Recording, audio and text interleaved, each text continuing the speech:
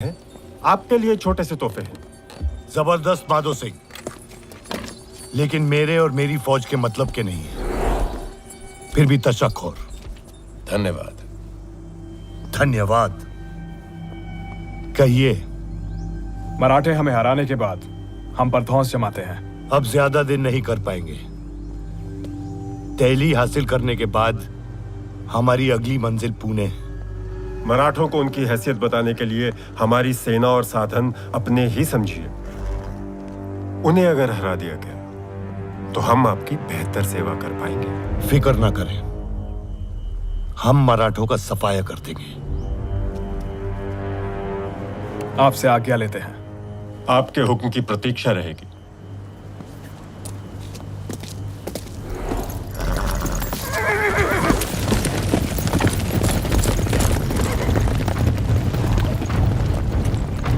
बहुत अच्छे नजीब जी। ज्यादा से ज्यादा राजाओं को अपनी तरफ मिलाने की कोशिश कर। ये हिंदुस्तानी एक दूसरे के सबसे बड़े दुश्मन हैं। लड़ते रहते हैं आपस में। इनकी आपसी रंजिशों का फायदा उठा। कोशिश करता हूं शहंशाह। अगला राजा कौन है? नवाब शुजाउद्दौला।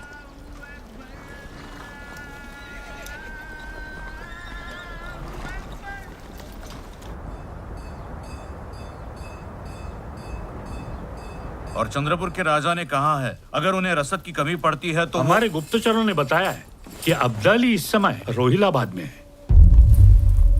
दोआब, यमुना के किनारे। तो अब हमें दिल्ली के बजाय रोहिलाबाद जाना चाहिए। शमशेर, हम यहाँ हैं और अब्दाली वहां।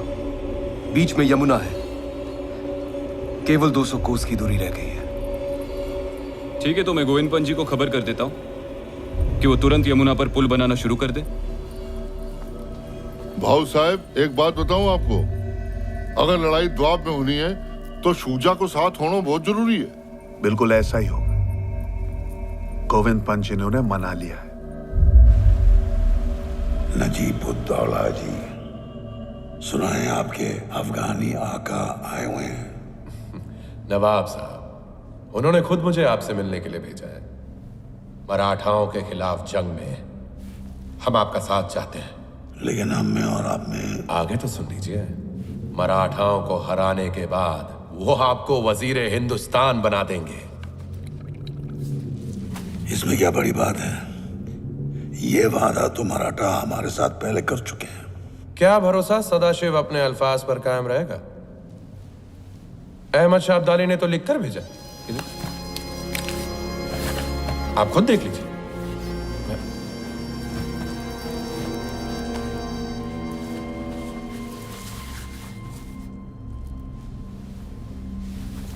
कैसे भरोसा करें उस पर? आप मुझ पर भरोसा कीजिए।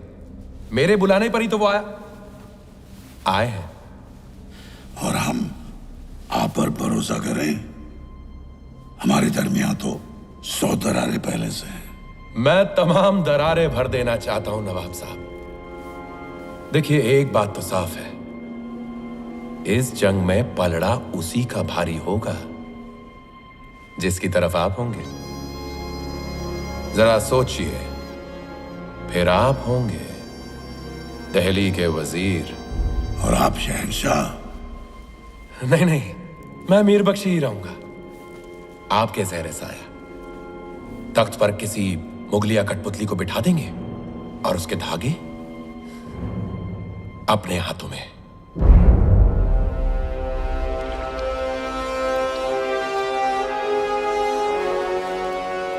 नवाब साहब, एक मुसलमान भाई दूसरे मुसलमान भाई की बात अनसुनी करेगा तो कैसे चलेगा?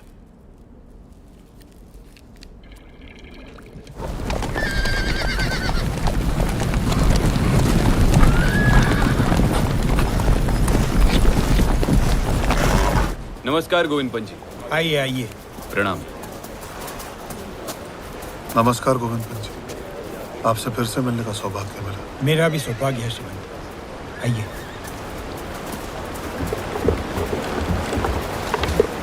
गोविंद पंत जी, ये क्या हुआ यहाँ?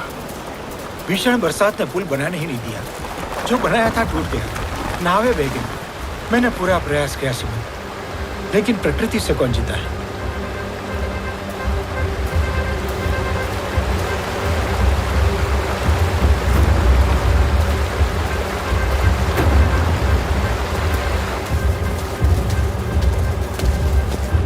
जब तक पानी का स्तर नीचे नहीं आ जाता, हम पुल दोबारा बनाना शुरू नहीं कर सकते।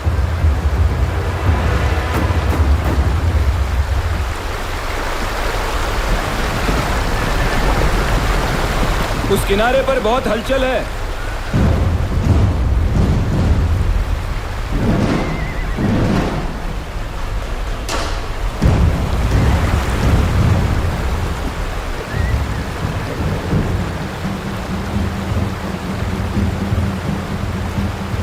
ये अब्दाली की फौज है।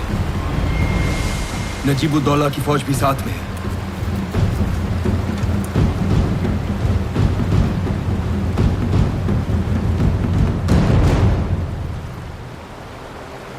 ये दूसरे ध्वज किसके?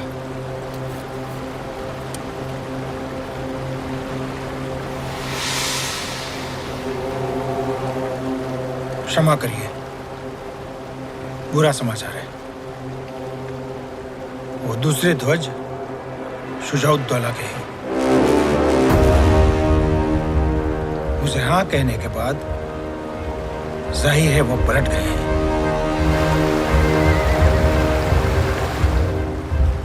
शुजाउद्दौला ने हमारे साथ विश्वासघात किया है।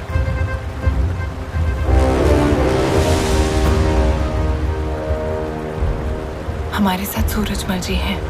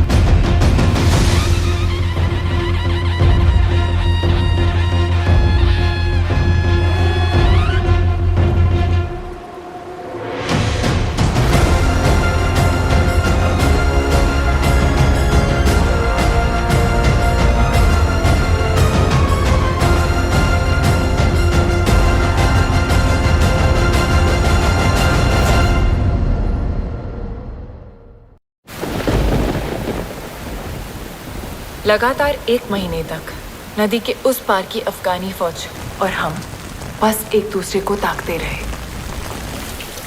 जो मुहिम अब तक उमंगों भरी थी, अब अपना भयानक चेहरा दिखाने लगी। श्रीमंत, पुल नहीं बन सकता। बारिश भी रुकने का नाम नहीं ले रही है। भला पानी कैसे उतरेगा? भोजन और सामग्री भी समाप्त होने के कगार पे है। कब तक प्रतीक्षा करें? श्रीमंत, आज्ञा हो तो मैं एक सुझाव दूं? जी कहिए। मैं समझता हूं हमें वापस लौट जाना चाहिए। अगले वर्ष दोबारा आ जाएंगे, बरसात से पहले। और अब्दाली को लूटपाट और मारकाट करने की खुली छूट दे दी। हाँ मल्हारराव जी?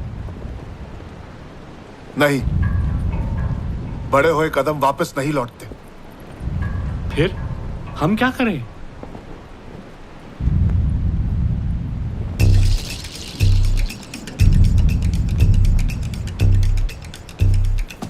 अगर हम नदी पार नहीं कर सकते तो इसका मतलब वो भी नहीं कर सकता। हाँ तो हम पीछे लौटने के बजाय आगे बढ़ेंगे। मैं नहीं समझो। राजा जी, हमारी योजना क्या थी? हम रोहिलाबाद में नजीब और अब्दाली को परास्त करके दिल्ली जाएंगे। लेकिन अब क्योंकि हम यमुना पार नहीं कर सकते, हमारे पास आगे बढ़ने का एक ही रास्ता है। हम यमुना के साथ साथ इस किनारे से लगकर दिल्ली की तरफ जाएंगे और दिल्ली हासिल करेंगे। और एक बार दिल्ली पे अधिकार जमा लिया तो हम वहीं से यमुना पार करेंगे और अब्दाली पर हमला बोल देंगे। ये बहुत अच्छी योजना है श्रीमंत। अच्छी है, सच्चाई ही अच्छी है। लेकिन काका, भोजन सामग्री के बिना हम दिल्ली तक पहुंचेंगे कैसे? सूरजमल जी, मल्हारराव जी, इस तरफ कोई ऐसा है जिसे संपर्क कर सकते हैं? जी, अब मदद के लिए कोई नहीं बचा। हम यहाँ के सारे राजाओं से संपर्क कर चुके हैं। एक संभावना हते, सकीना बेगम पति के गुजरबे के बाद वो ही गद्दी संभालत रही है, लेकिन काव पे भरोसा ना करे और गठबंधन फटबंधन पे विश्वास ना रखे। सही कह रहे हैं। आप कहें तो मैं जा सकती हूँ। लेकिन वहीनी, वो किसी से मिलती ही नहीं है। एक औरत से मिलने के लिए तैयार हो जाए, शायद।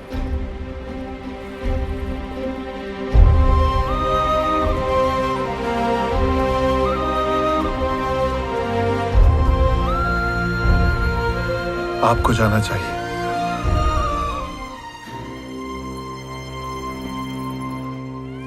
नम्रता और दृढ़ता ऐसी चाबियां हैं जिनसे कोई भी ताला खोला जा सकता है।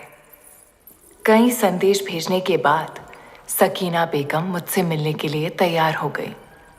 चश्मे नूर, राहते दर्दे रियाया, जीनते मुल्क, बेगम सकीना तशरीफ ला रही है। श्रीमंत सदाशिवराव भाऊ पेशवा की धर्मपत्नी पेशवीन पार्वती बाई। तशरीफ रखिए।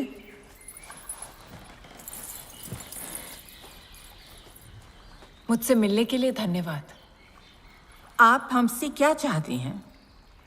ज्यादा कुछ नहीं, बस मेरी सेना के लिए कुछ दिनों का रसद साधन सामग्री, ताकि हम दिल्ली जा सके। बहुत उम्मीद लेकर आई हूं कि आप मदद करेंगी। एक बार हमने आपकी फौज को यहाँ आने दिया तो उन्हें हमारा तख्त पलटने में देर नहीं लगेगी। बेगम आपा, जरा सोचिए, अगर पेशवा की नजर आपकी सल्तनत पर होती तो वो अपनी फौज भेजते, अपनी पेशवीन को नहीं। मैं तो आपके पास दोस्ती का हाथ बढ़ाने आई हूं। पार्वती बाई, दोस्तों से ज्यादा डर लगता है। आप दिल्ली क्यों जा रही हैं? अहमद शाह अब्दाली को रोकने। तब तो और भी मुश्किल है। अगर हमने आपकी मदद की तो अब्दाली हमारी रियाया को तबाह कर देगा। ऐसी ही एक जंग में हम अपना शौहर खो चुके हैं। जंग तो मर्दों के अहम का, अना का खेल है। खुद फना हो जाते हैं और विवाहों और लावारिस बच्चों को रोता बिलखता छोड़ जाते हैं। मैं समझ सकती हूँ आपा, पर फिर भी ये जानकारी मुझे रोक नहीं पाई। कोसों दूर से जान हथेली पर रखकर अपने पति के साथ आई हूं, क्योंकि मुझे उनके नेक इरादों पर पूरा भरोसा है। उनकी जंग इस देश के लिए है। आपके स्वर्गीय शौहर ने भी इसी देश के लिए अपना बलिदान दिया था ना? हाँ। बलिदान?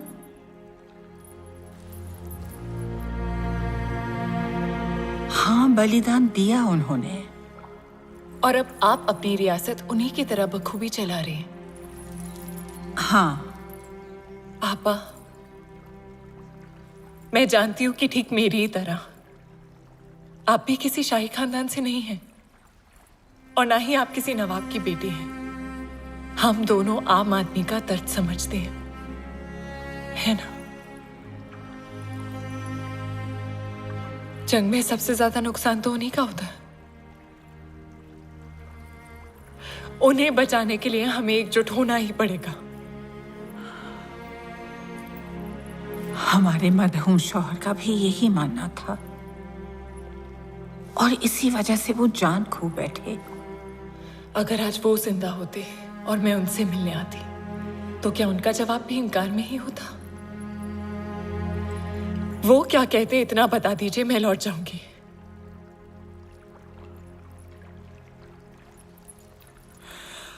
वो कहते, फख्र की बात है पार्वती बाई, आपने उस अब्दाली को रोकने के लिए इतना लंबा फासला तय किया। हमारा ज़मीर अब हमें खामोश रहने की इजाजत कैसे दे सकता है? ऐसा ही कुछ कहते हैं।